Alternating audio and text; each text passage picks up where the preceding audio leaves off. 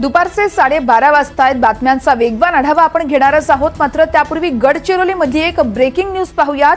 चोरीच्या संशयावरून एका चिमुकल्याला खरं तर मारहाण करण्यात आली आहे। गडचिरोलीच्या वडसातील धक्कादायक घटना असल्याचं कळतंय। कबूतर चोरल्याच्या रागातून एका युवकानं तिघांना मारहाण केली आहे।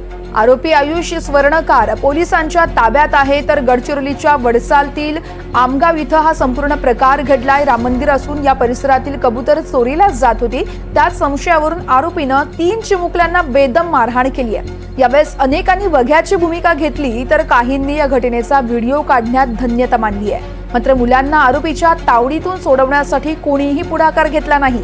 या प्रकरणी आरोपी आयुष स्वर्णकार याला पोलिसांनी ताब्यात घेतलंय आणि अटकही केली आहे। या प्रकरणी आरोपीवर कठोरात कठोर कारवाईची मागणीही केली जाते। या संदर्भात अधिक माहिती जाणून घेऊयात। आमचे प्रतिनिधी मनीष आहेत आपल्यासोबत। मनीष, नेमकं काय घडलंय गडचिरोलीमध्ये? या 3 चिमुकल्यांना बेदम मारहाण करण्यात आली आहे।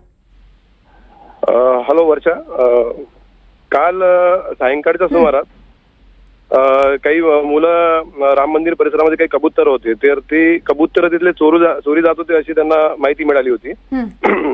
त्याकरता त्यांनी काही मुलांनी त्याच्याकडे पहारा ठेवला होता, परंतु हे छोटे मुलं होते ते एक खोडकरपणा म्हणा किंवा खेळायसाठी ते असं कबूतर ते मुलं घेऊन जात होते पोसण्याच्या दृष्टिकोनातून वगैरे।